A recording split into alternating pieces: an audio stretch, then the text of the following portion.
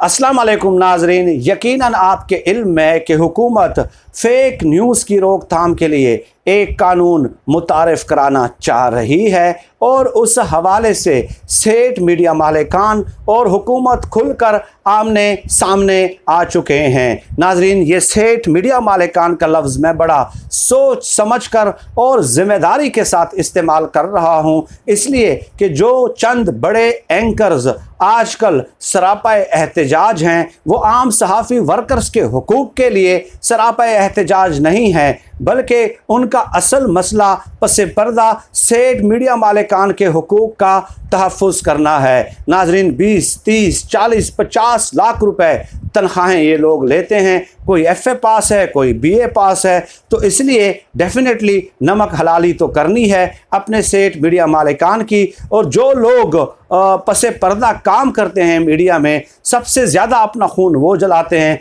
Hard working task oriented वो लोग होते हैं, लेकिन उन्हें 30, 40, 50 हज़ार रुपये देकर तनख्वाह दिया जाता है। खैर नाजरीन, आज का मौजू ये है कि एक सीनियर सहाफ़ी हैं। सीनियर सहाफ़ी, मैं अदब करता हूँ सबका, मैं दलील के साथ रद्द करता हूँ हर किसी का। सीनियर सहाफ़ी हैं मुबशर लुकमान साहब। फ़ेक न्यूज़ के हवाले से उन्होंने तज्ज़िया दिया, प्रोग्राम किया और ये कहा अपने यूट्यूब चैनल पे कि अगर फ़ेक न्यूज़ पे ही हुकूमत ने सज़ा देनी है किसी को तो सज़ा होनी चाहिए वज़ीर-ए-आज़म पाकिस्तान इमरान ख़ान साहब को। फिर उन्होंने हवाला दिया कि इमरान ख़ान साहब ने कहा था कि 35 पंक्चर 2013 के इलेक्शन के हवाले से, और फिर आगे चल के वो कहते हैं कि इमरान ख़ान साहब ने पूरे 4 साल मीडिया की स्क्रीन्स पे अपने जो MNAs और MPAs हैं उनसे प्रोग्राम्स कराए और आसमान सर पे उठाए रखा पूरे 4-5 साल के 35 पंक्चर।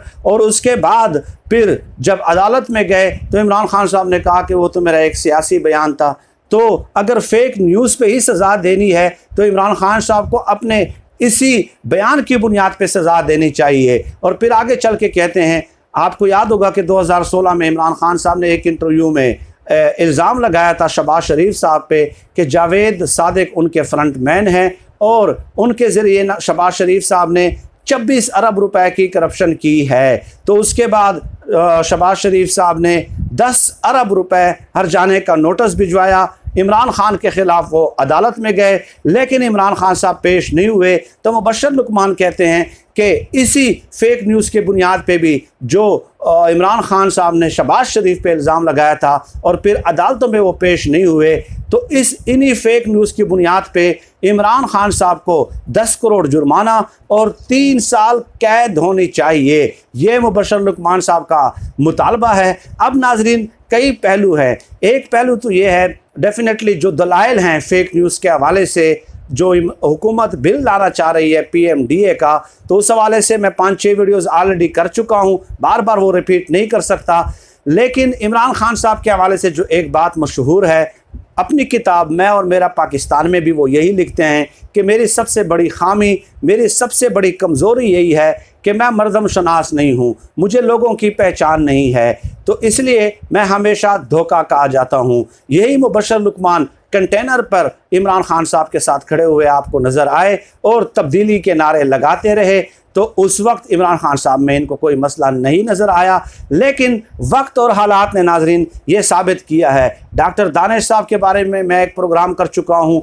इमरान ख़ान साहब सबसे ज़्यादा फेवर डॉक्टर दानिश को, मुबशर लुकमान को बहुत ज़्यादा देते थे। डायरेक्ट नंबर होता था इन लोगों के पास, जब इनका दिल करता ये चले जाते मुलाकात के लिए, जब इनका दिल करता वो इमरान ख़ान साहब का इंटरव्यू कंडक्ट कर लेते थे। तो इमरान ख़ान साहब ने, ये हकीकत है, बाद में आने वाले हालात ने यह साबित किया है कि इमरान ख़ान साहब ने जिसके साथ भी अच्छाई की है उसी ने ही हमेशा एहसान फरामोशी की है। ये वक्त और हालात ने साबित किया है और ये इमरान ख़ान साहब ख़ुद अपनी ज़ात के बारे में भी अपनी किताब में ये लिख चुके हैं। दूसरी बात यह है नाज़रीन कि अगर इतने उसूल पसंद ये सहाफ़ी हैं तो मलक रियाज साहब के साथ इन्होंने एक प्लांटेड प्रोग्राम किया था। मसला यह है कि हमारी कौम सब कुछ भूल जाती है ना, सब कुछ भूल जाती है और फिर इन्हीं लोगों को हम सरों पे बिठाने लग जाते हैं। क्या मलक रियाज के साथ इन्होंने प्लांटेड प्रोग्राम नहीं किया था?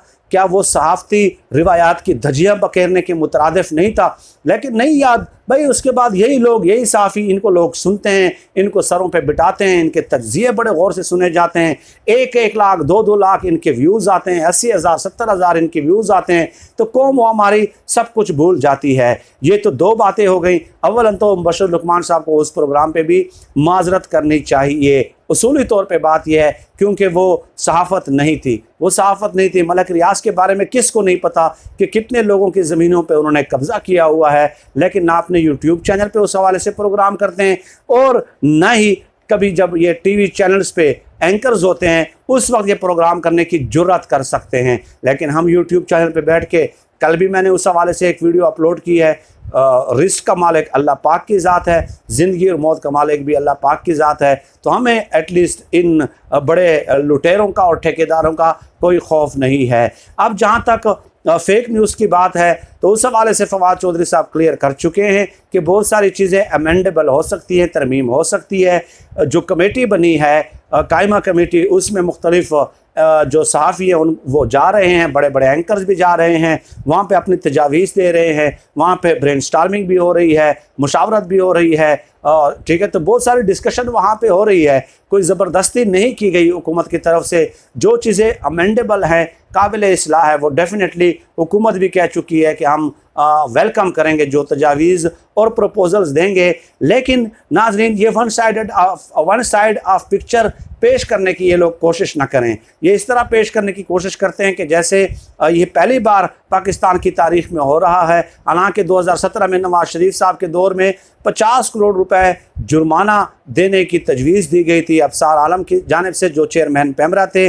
और इसके अलावा नाज़रीन, ये 2 नवंबर की एक स्टोरी मेरे सामने मौजूद है BBC की, 2 नवंबर 2017 की ये स्टोरी है नाज़रीन, आप खुद भी पढ़ सकते हैं। और इसमें लिखा गया है कि नवाज शरीफ साहब का दौरे हुकूमत सहाफ़ियों के लिए बदतरीन दौरे हुकूमत है। ये 2 नवंबर 2017 की स्टोरी है, वॉइस ऑफ अमेरिका की स्टोरी है 10 मार्च 2021 की। उसमें भी आप देख लें कि नवाज शरीफ साहब के दौर को ख़तरनाक तरीन दौर करार दिया गया था सहाफ़ियों के लिए। तो उन चीज़ों का ये लोग तस्करा नहीं करते।